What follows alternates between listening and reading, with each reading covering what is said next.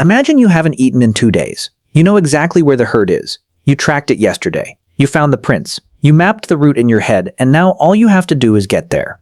And then it starts raining. Not a light drizzle. A heavy, soaking, wind-driven rain that doesn't stop. It goes all day, then all night, then the next morning, and it's still going. So now you can't hunt. You can't see tracks because the mud's washed them away.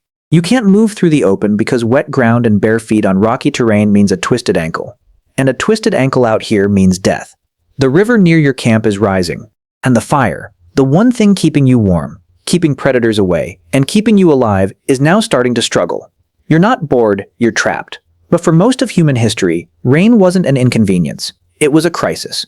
And what ancient humans did during those endless wet days reveals something fascinating about how we became who we are. See, we tend to imagine ancient humans as constantly on the move, hunting, gathering, exploring, always doing something. But the truth is, they spent a surprising amount of time just waiting. Waiting for weather to pass, waiting for seasons to change, waiting for the rain to stop. And when that rain came down for days straight, everything changed. Hunting was impossible. Gathering was pointless. The food you'd carefully stored could get soaked and ruined. The shelter you'd built could collapse.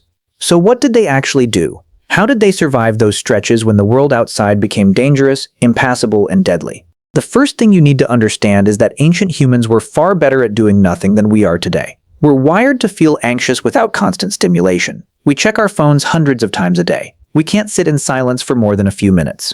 But for someone living 50,000 years ago, stillness wasn't a luxury. It was survival. When the rain trapped them in their shelters for days, they had to develop ways to stay sane. And this is where it gets interesting, because they didn't just sit there staring at walls.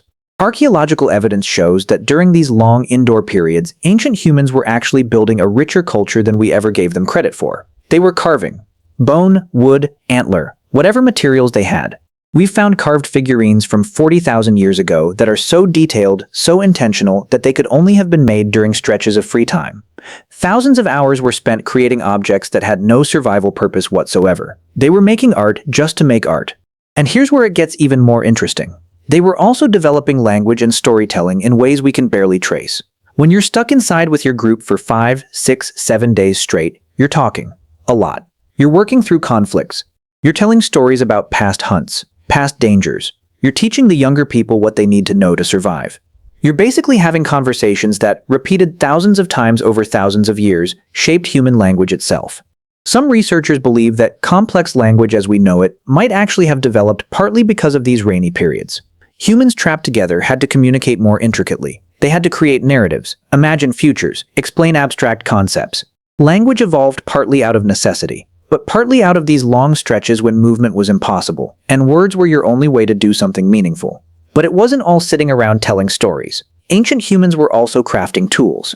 A rainy week was the perfect time to take raw stone, bone, or wood and improve your equipment. We've found evidence of tools being refined, sharpened, and redesigned during what must have been indoor periods. A hunter might spend entire days working on a single spear point, getting it exactly right. They were also doing something else that's crucial to understand. They were resting. And this isn't romantic or noble or interesting to us, so we don't talk about it much. But rest was absolutely critical.